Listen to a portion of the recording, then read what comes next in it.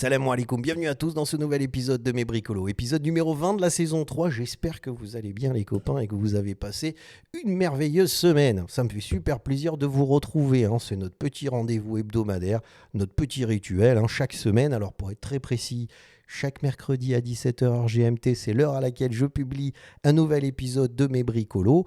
Et justement, dans ces épisodes de Mes Bricolos, on prend le temps, hein, des fois vraiment, on prend vraiment notre temps, un peu trop des fois, pour discuter, commenter, blagasser, échanger, critiquer, papoter sur les dernières actualités du monde de la création, de l'innovation et du métier que j'exerce maintenant depuis plus de 10 ans, le design, qui est aussi qui me passionne. Et justement, c'est ce qui motive ces épisodes de Mes Bricolos. Et donc, il s'est passé, c'est vrai que j'arrête pas de le dire, mais il s'est passé énormément de choses ces dernières semaines et ces derniers mois, et notamment un sujet dont on a beaucoup parlé, qui est l'intelligence artificielle, avec un épisode qui a vraiment bien marché sur la réalité synthétique. Je vous conseille d'aller le voir, c'est l'épisode numéro 18 de la saison 3.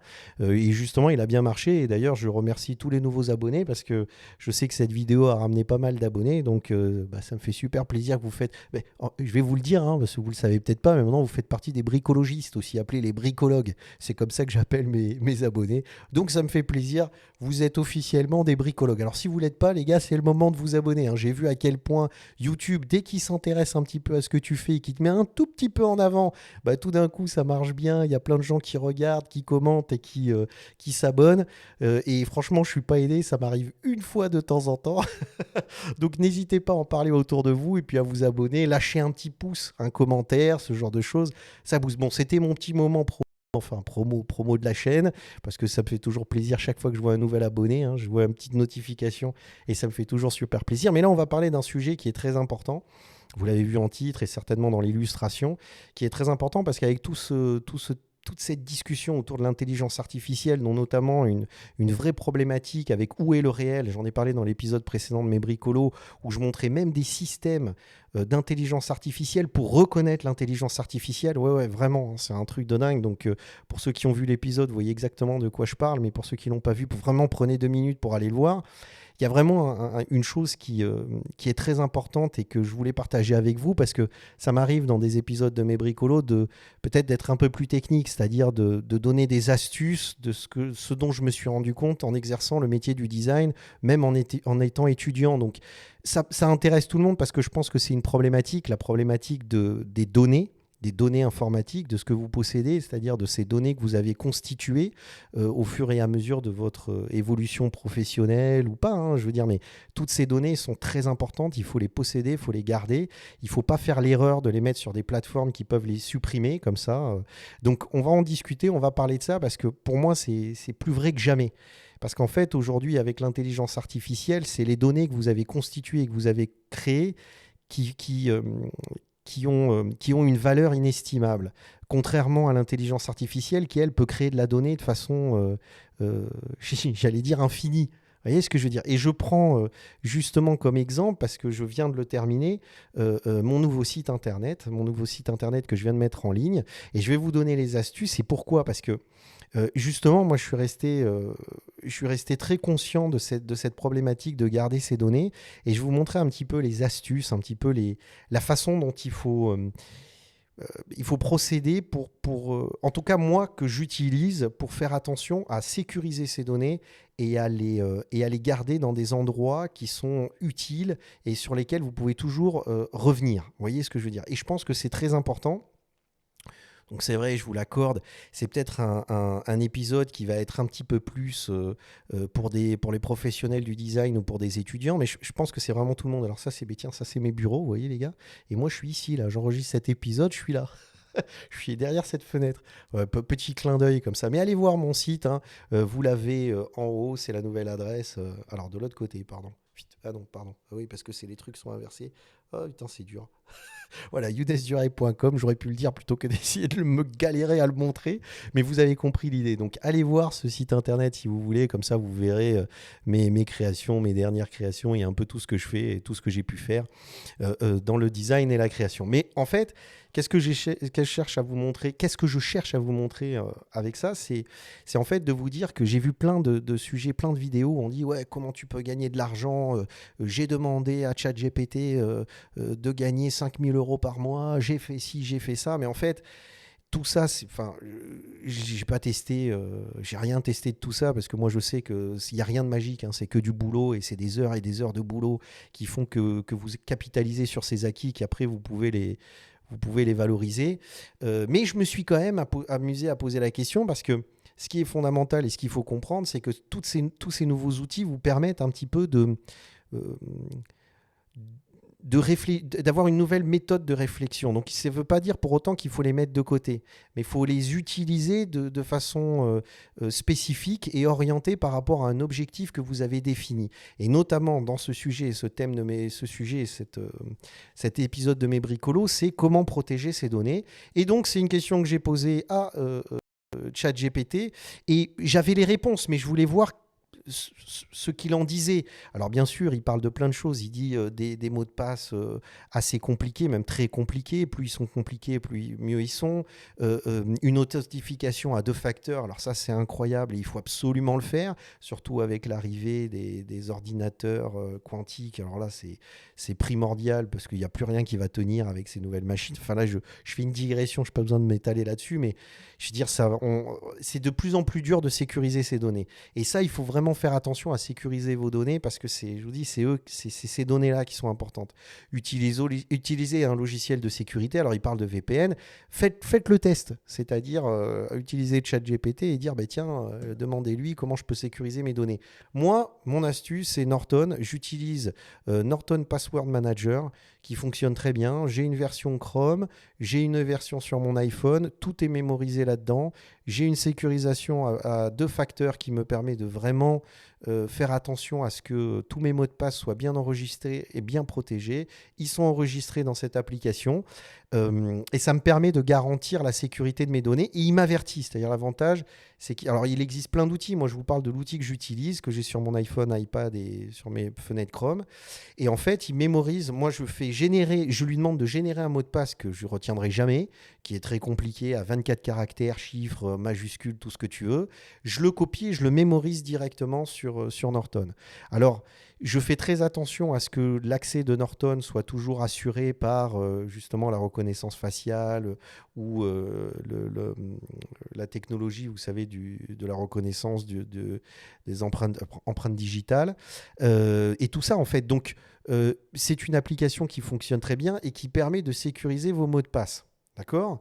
Et à côté de ça, et là je vous le dis, mais vraiment, en fait ça paraît un peu technique, mais je vous le dis vraiment, acheter un NAS, c'est-à-dire acheter un petit NAS qui est en fait ce système qui sont des disques durs externes qui se synchronisent entre eux. Moi là, j'ai rien sur mon ordinateur. Sur mon ordinateur de PC, j'ai tout sur un NAS qui est protégé dans une salle fermée à clé et ce NAS contient l'ensemble de mes données. Vous voyez ce que je veux dire ? Et je vous conseille, c'est-à-dire combien de fois on entend des créateurs, des designers, des artistes, des photographes qui ont mis ça sur des disques durs qui ont cramé et qui ne peuvent plus récupérer, des musiciens récupérer leurs données. Donc, optez pour un NAS. C'est-à-dire maintenant, c'est très, très, très important d'avoir quelque chose qui peut sécuriser vos données. Et le cas échéant, s'il y a un disque dur qui éclate, c'est recopié sur l'ensemble des autres disques durs. Et alors, ça, c'est un petit budget, hein, mais aujourd'hui, c'est hyper important. C'est vraiment hyper important. J'en ai même à la maison de mes parents. Parce que comme ça, au moins, l'avantage, c'est que je peux aussi sécuriser les données qui sont des données de famille. Vous voyez ce que je veux dire, les photos de famille, ce genre de trucs, le genre de bidule. Mais ce que j'essaye de vous dire par là, en vous parlant de ça, je sais que c'est un épisode peut-être qui est un peu plus technique, mais faites attention à bien sécuriser vos données, faites attention il existe des applications qui fonctionnent très très bien, que vous pouvez utiliser pour générer des mots de passe et les enregistrer avec une authentification à 2 facteurs. Ça, c'est très important de le faire. Optez sur le plan hardware, optez vers un NAS. C'est des grosses boîtes. Alors moi, évidemment, j'en ai une très très grosse qui est professionnelle, mais optez pour un NAS où vous avez plusieurs disques durs, vous le mettez dans un coin, il est protégé, vous y avez toujours accès. Moi, il est pas accessible à distance. Ça, de mon NAS, il n'est accessible que de mes bureaux en connexion en dur, c'est-à-dire on ne peut pas y accéder par Wi-Fi, on ne peut pas y accéder par Internet, et ça, il est hors de question que j'ouvre des portes pour qu'on y accède. Donc, ce que je veux dire par là, c'est que, voilà, on protégez vraiment vos données. Et après, il y a le site internet qui permet de montrer votre travail. Et alors là, c'est pareil. Ne faites pas confiance à Instagram, tous ces sites qui hébergent votre site internet. Alors c'est vrai que c'est beaucoup plus facile parce qu'ils vous permettent d'avoir un accès facile. Vous avez votre nom de domaine, vous pouvez le synchroniser. Vous postez vos domaines directement. Vous n'avez pas besoin de serveur, vous n'avez pas besoin de quoi que ce soit. Mais moi, je ne vous conseille pas du tout de faire ça parce que pour des raisons XY, demain, le site ferme ses portes, vous avez tout perdu, quoi. Vous voyez, même moi, mes vidéos de mes bricolos sont backupées sur mon NAS, sont enregistrées et sauvegardées sur mon NAS. Donc, c'est très important de faire ça. Et donc, pour votre site internet, Instagram n'est qu'un moyen de communiquer sur votre travail ou sur ce que vous faites, mais optez vers quelque chose, vers un serveur mutualisé. Moi, je sais que par exemple, alors là, j'avais tapé le prompt pour poser la question à ChatGPT, parce que moi, j'utilise WordPress. Moi, j'utilise OVH. J'ai un serveur dédié. Alors évidemment, c'est beaucoup plus cher. J'en ai deux même, parce que j'en ai un qui copie l'autre. Mais vous avez des serveurs mutualisés qui coûtent moins cher, beaucoup moins cher, et qui vous permettent de pouvoir présenter votre travail. Vous installez WordPress. WordPress est un CMS qui permet de créer des sites internet très rapidement, mais vous le possédez en fait. Vous voyez ce que je veux dire? Et après, vous mettez ça sur votre serveur. Alors évidemment, des gens qui connaissent vont me dire, ouais, mais si demain, tu as OVH qui décide de fermer ton site, vous faites des backups. Moi, j'ai des backups qui tombent toutes les semaines, qui s'enregistrent sur mon NAS toutes les semaines. Ça peut facilement se synchroniser. Vous voyez ce que je veux dire? Donc, prenez le temps de faire ça et prenez le temps de le faire bien parce que c'est vraiment très, très important de travailler ça. C'est-à-dire de faire en sorte, voyez, moi, par exemple, ce site internet là que j'ai développé, j'utilise WordPress. Alors, je suis sur un serveur dédié parce que j'ai plein d'autres sites internet, Design Maroc, NES Radio, j'ai des sites internet de clients aussi, etc.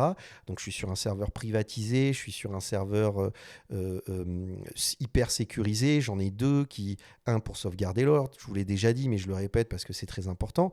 Mais ce site internet, j'ai un backup qui arrive toutes les semaines et qui me permet d'enregistrer toutes ces données. Donc si demain Instagram pour X ou Y raison supprime mon compte, c'est pas très grave. Au final, bon, je perds mes abonnés, mais c'est pas très grave. Si demain YouTube décide, j'en sais rien, mais on ne sait jamais. Et ça, les données, aujourd'hui avec l'intelligence artificielle et tout ce qui est en train de se passer, moi je vous garantis, prenez le temps de sauvegarder vos données, de mettre vos données dans des endroits sécurisés et si je peux vous conseiller vraiment, si je dois résumer un peu cette vidéo et cet épisode de mes bricolos, c'est 3 choses. Utiliser des mots de passe qui sont très compliqués. Deuxièmement, utiliser un logiciel, une application avec une authentification à 2 facteurs qui vous permet de sauvegarder l'ensemble de vos mots de passe et de générer vos mots de passe et de vous avertir quand un mot de passe a été compromis. Moi, c'est ce que fait Norton. Après, pour vos données, utilisez un NAS, utilisez un petit serveur, un petit NAS pour justement enregistrer tout l'ensemble de vos fichiers et arrêtez de le faire sur des petits disques durs externes ou sur des clés USB. Et puis après, créez votre site internet et ne le faites pas sur des plateformes de sites internet tout en un. C'est pas bon. Installez WordPress sur un serveur mutualisé, sur votre serveur mutualisé que vous administrez. Encore mieux sur un serveur dédié si vous avez les moyens de le faire et si vous avez suffisamment de données à sécuriser. Et faites un backup de l'ensemble de ces données. Voilà, en fait, c'est vraiment tout, hein. Je voulais vraiment parler dans cet épisode de ça. Je voulais pas en parler. Je vous parlais pas plus de ça. Je trouvais que c'était l'occasion à la fois de vous parler de mon nouveau site internet et de vous expliquer comment je procède et comment je travaille, et aussi de vous donner un petit peu ces clés pour vous expliquer. Je regardais le temps là. Je suis à 14 minutes. C'est bien. En fait, ça va être un épisode qui va pas être très long, mais vous donner les clés. Et franchement, honnêtement, c'est peut-être un des épisodes les plus importants que je vous donne là. C'est un des épisodes de mes bricolos les plus utiles. J'en ai fait un qui avait aussi bien marché sur les livres que je vous conseille de lire sur l'histoire du design, des bouquins, sur les outils que j'utilise, Rhino, 3ds Max, V-Ray, tous ces logiciels, la suite Adobe, etc. Tout ça. J'ai fait ces épisodes là-dessus. Mais là, c'est pour moi un des épisodes les plus importants parce que tout est là. Et avec tout ce que je suis en train de voir, avec l'intelligence artificielle, etc., j'ai pas envie de devenir parano, mais je l'ai toujours été par rapport aux données qu'on crée, mais encore plus que jamais, quoi. C'est-à-dire que vraiment aujourd'hui, à mon avis, faites en sorte de vraiment sécuriser et capitaliser sur vos données. Voilà les gars, voilà, c'était un petit épisode comme ça de mes bricolos. J'espère que ça vous a plu. De toute façon, j'aime bien faire ces petits épisodes à l'occasion d'un projet ou d'une idée que j'ai, etc. Et puis on se retrouve la semaine prochaine pour un nouvel épisode de mes bricolos. De toute façon, maintenant, vous en avez plus d'une centaine d'épisodes à consulter, donc il y a plein de choses à voir. Justement, je vous laisse à droite et à gauche avec différents épisodes de mes bricolos que vous pouvez prendre le temps de consulter. Et on se retrouve la semaine prochaine pour un nouvel épisode de mes bricolos. Pslama les copains et à très vite. Bye bye.